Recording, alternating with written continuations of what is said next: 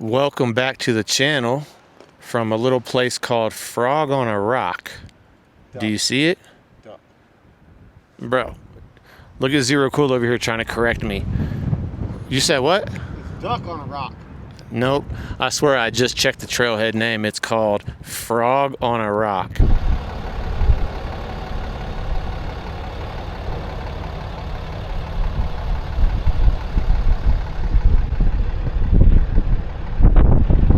Grand Canyon vibes. You know how we do. Just out here chilling. Doing the damn thing. Emotional intelligence conversations. Breaking through past traumas. We grow stronger every ride. Love having you guys here with me. Okay, we are out here. And as you saw from the sign, Zero Cool was correct. It's Duck on a Rock. And don't be this guy in the excursion. We were hanging out here by the Harleys taking a breather, and he backed his old diesel up there and just ran the engine for 20 minutes, gassing us out. What a beautiful ride at the Grand Canyon.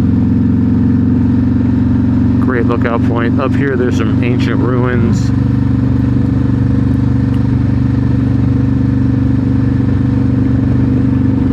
I don't feel the need to see everything on this loop because Mr. Cool back there is a veteran, so he gets he has a lifetime pass to any federal park. It's amazing. It's $30 to get in here on a motorcycle, per motorcycle, and because he's a veteran, he has a free lifetime pass and a +1 for anybody that he's with.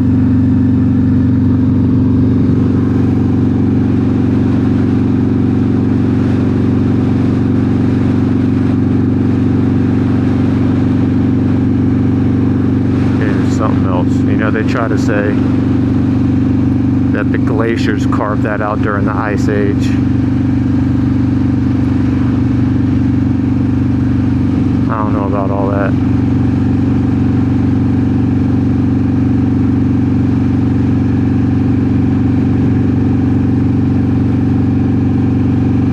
In the last video we talked about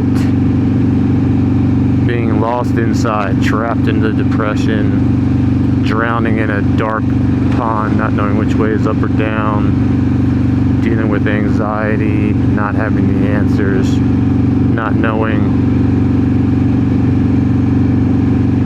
what to do.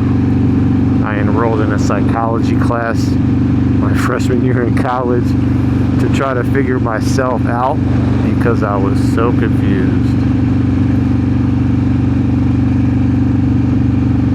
So now, continuing on with that conversation,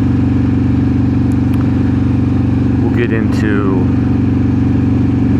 some of the bread and butter of it, the exercises of it all, and where it comes from.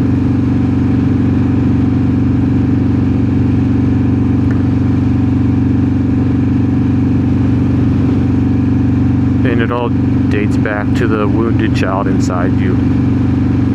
I got the wounded boy in me and the wounded girl in you, or boy in you, whoever's watching these.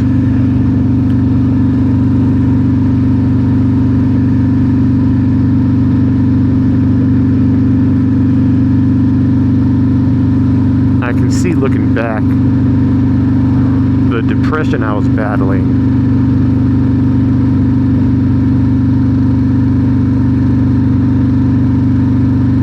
I felt lost and alone, and I didn't have a whole lot of self-worth because the outside world was telling me I didn't have any worth. You know, as an orphan, you're not walking in to grandma's house when you show up. You know, it's like a business transaction. like there's a big warm hugging embrace and someone rubbing their fingers through your hair and telling you you're safe now. It's like, oh, here's your room, here's the house rules, don't fuck up, don't drink the milk. Some of the tedious things that I went through on my journey of being stripped of my self-worth was so comical looking back at it.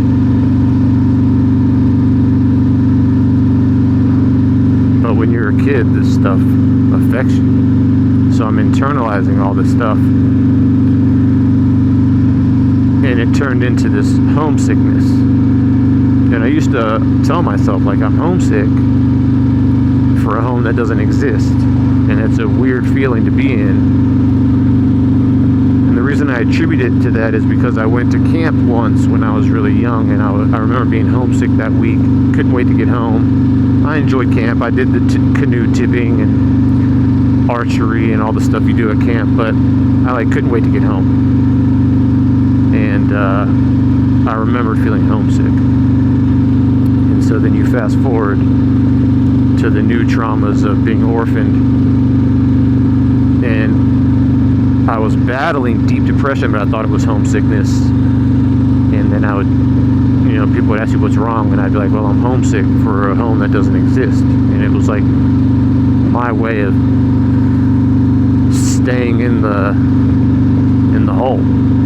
Because I've mentioned in a few other videos how we're addicted to the pain. Our brain is addicted to the pain. It gives us self-importance, and somehow, in some twisted way, my depression was my identity.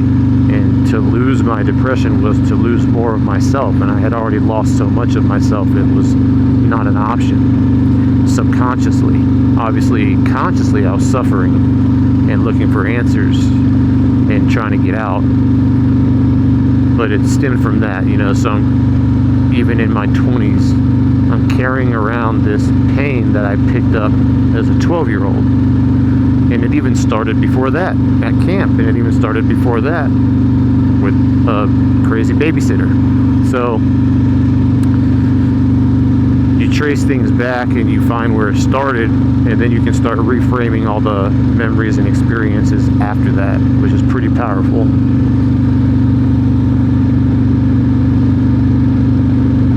Anxiety that I had, that came as well from the same place, from being a kid, having to fend for himself. I had anxiety from, I ran track and did things in school and tried to be on the honor roll, all the stuff you do in elementary school, and never gave me anxiety. But being put in the fight of survival did. Being afraid to go to sleep at night because you're in a dark field in a dangerous town and you could wake up dead, or being afraid the cops are going to catch you, eating food and being hungry an hour later. It took you a whole day to secure something to eat, and then you're just hungry an hour later. Like, I always thought hunger was God's greatest torment to the human body, and I really thought that we were put on this earth just to suffer. Which is why I just absolutely love and honor the hummingbird. I watched this documentary on hummingbirds. They live their life on a razor's edge. They will die of starvation every 15 minutes. Like, from the time they eat, they die of starvation within 15 minutes. To a point where at night they don't even sleep. They have to go into a deep rhythmic hibernation, which makes them susceptible to predators. They wake up slower, then as soon as they wake up they have to eat. And it's like, and here I am, running around homeless, surviving off 40s and raw hot dogs, thinking I got it bad. I mean, at least I can go 2 or 3 hours without a hunger pain once I eat a hot dog. Those hummingbirds are warriors, absolute warriors. I find strength in them. It's or inspiration. I find inspiration in them because they're just beautiful. So going back to the anxiety, I trace that back. These are all things I did in hindsight, obviously. But you don't have to do it in hindsight if you're going through something right now. I'm giving you all the tools.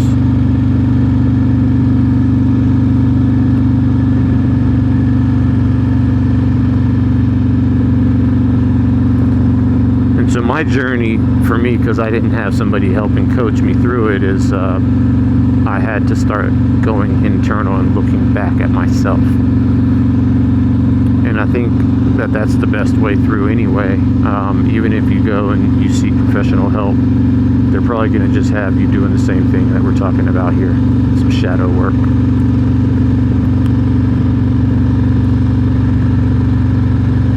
And so, like Malcolm X said, who told you you weren't enough from your head to your toes? Who told you that? Because you didn't tell it to yourself, and you weren't born with that. You were born with pure peace, love, energy, here as a light being to spread joy. That's what you were born as. I've never seen a mad baby. So that being said, you have to go back to these moments that changed you and put these beliefs into your body, which put these feelings into your body. This heaviness, this darkness, this anxiety, this beast inside your chest that's clawing out of it. I'm sure I'm not the only one who's got it.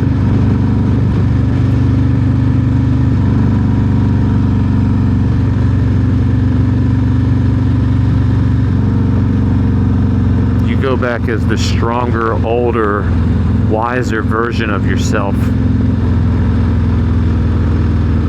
and you heal it. As a kid, I was scared. I needed a father. But right now, I'm the father. So I go back, I sit in meditation. This is all stuff I've already done, so I don't do this regularly, but I think if you're deep in it right now and you're really battling something, then you'll know what it is that traumatized you. Like, we all know. I even went through an experience that was so traumatizing, my brain erased it. It wasn't in my memory. It was gone for 15 years. And then I'll never forget it. Just one day I was laying in bed spooning my girlfriend at the time, like just relaxing. And all of a sudden the memory came back. It was crazy. Crazy. I don't know why it came back, why the universe thought I was ready for it. But I was just completely freaked out that happened to me.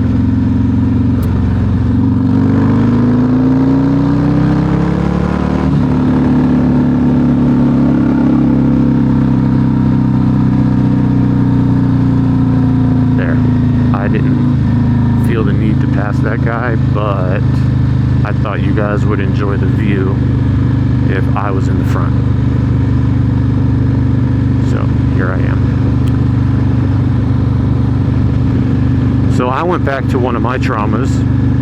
I sat down in silence. I meditated myself into a peaceful place. And I went back to that experience.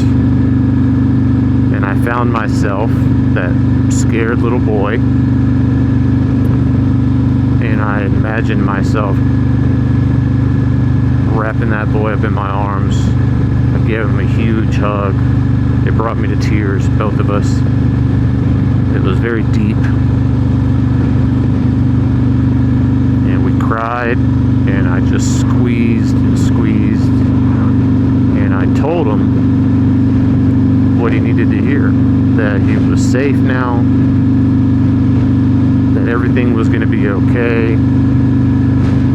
That he was being built strong for a greater purpose.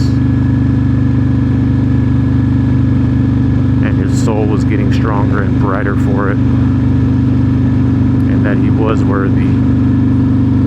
And I told him everything he needed to hear.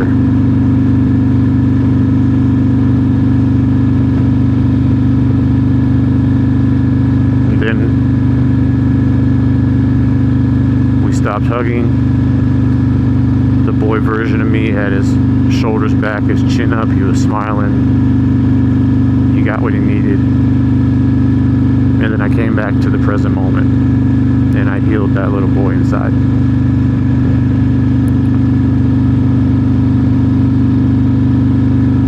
I tried other ways, you know. I think I've told you guys about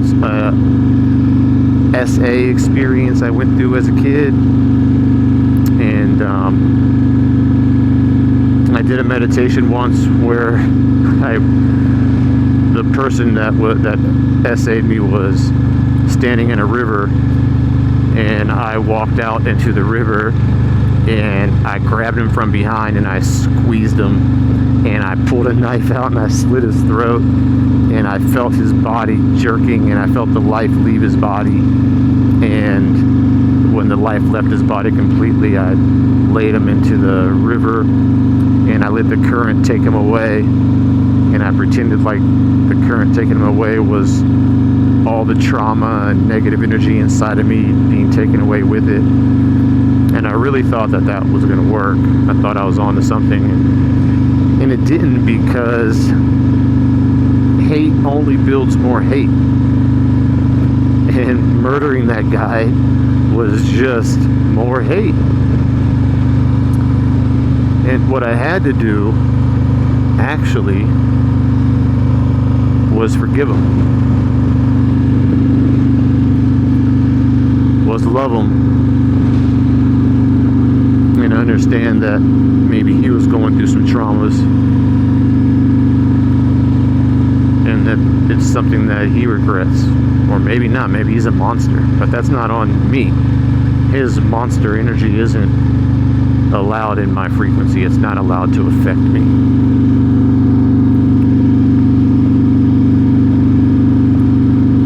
By forgiving him and choosing a path of love,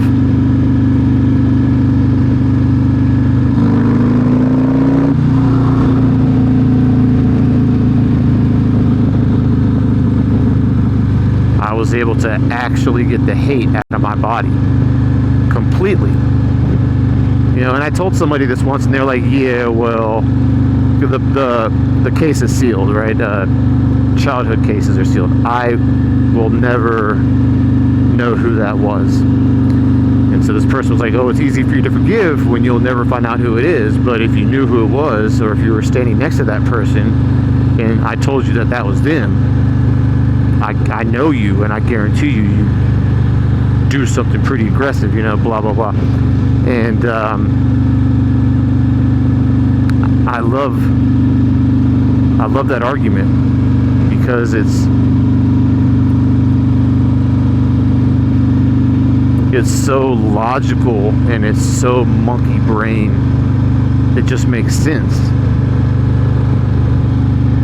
because your brain wants you trapped, and you have to do sometimes the thing that isn't logically in your brain the right thing to do, because where we're coming from is our heart. This Echelon Rush series is about coming from the heart, if you haven't noticed that yet. Like, it's all about love, healing, forgiving, and understanding yourself.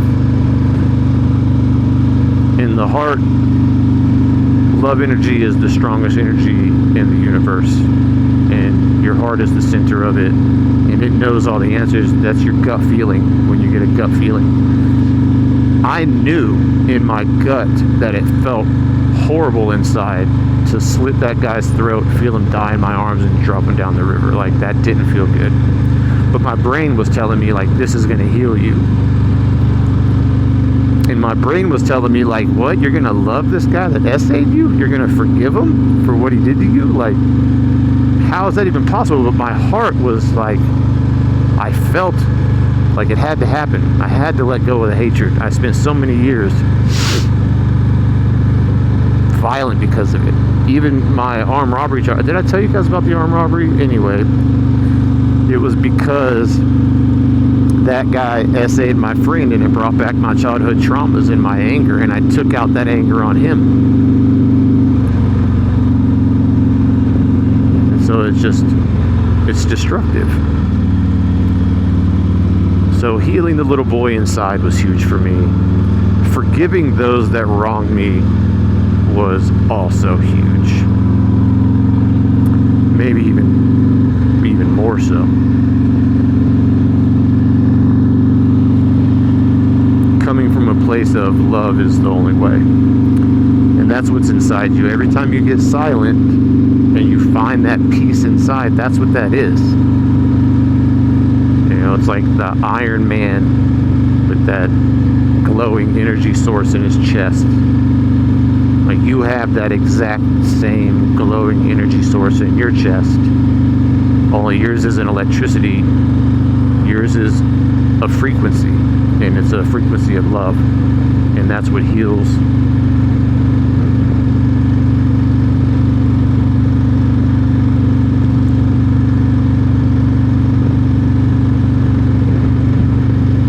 What I just did here, I filmed that video at the Duck Rock that I told you guys was Toad Rock or something. I went under a shady tree and I sat down for 15 minutes in complete silence, just listening to the world, listening to the animals, the cars driving by, the engines roaring, people on the trail talking, just as if it was music. It was just the beautiful sound of the living. It's things that you don't hear when you're dead. And it's such a blessing to be alive and be here. But just listening to any of it is beautiful. And I just listened and found silence. I took a moment to send love to people in my life. I sent love to strangers that I've encountered today.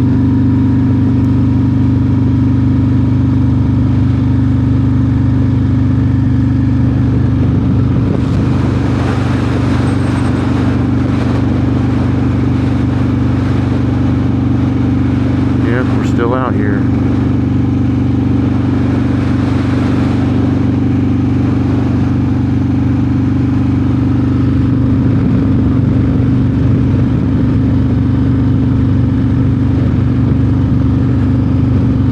Try that.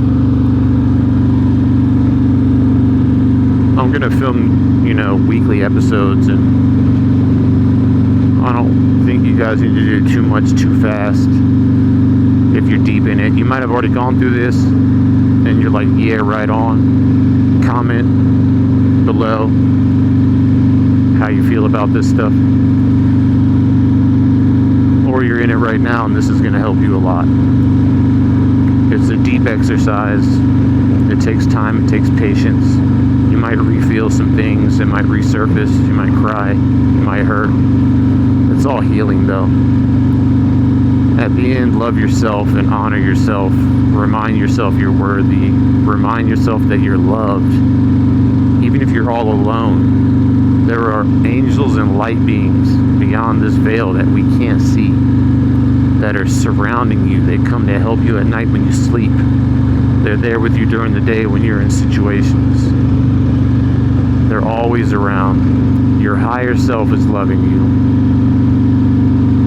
You're covered in love, and you're not alone ever. So take that with you. Wow, that is so pretty. And own that. Own your power. Own that you are light being on this earth, abundant and beautiful. That's the only truth, and everything else is what somebody else taught you and you chose to believe it. And all you got to do now is unchoose.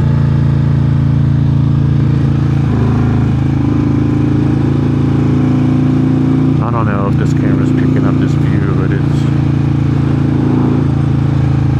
magnificent.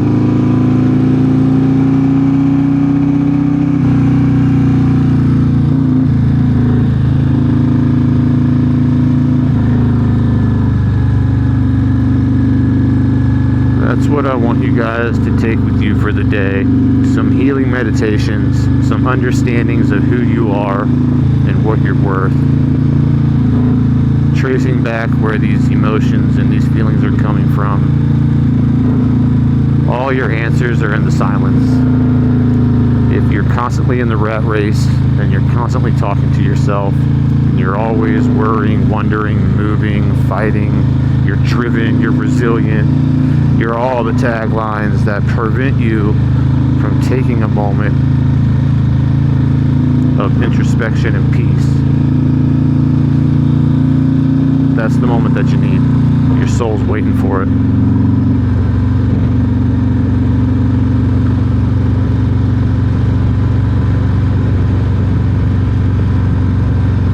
So if you're still listening, much love and respect. All my heart and gratitude goes out to you. I appreciate you very much. This was such a great day today. Wow. My days vibe, you guys. They vibe. These conversations are how I healed, but I've already healed. I'm living the dream. I might film a few fun and exciting videos for you guys. I don't want to be a Debbie Downer. I just want the whole world to be on the other side of it like I am. And there's so many people out there that don't have the answers, don't have the guidance, don't know where to start. And that's what I'm here for. I'm here for that group, and then the group that likes motovlog vibe. This view and just hearing the engine. So, much love. Get out there and be good. Do good things. Help people when you can. And if you are listening to this, you are the resistance.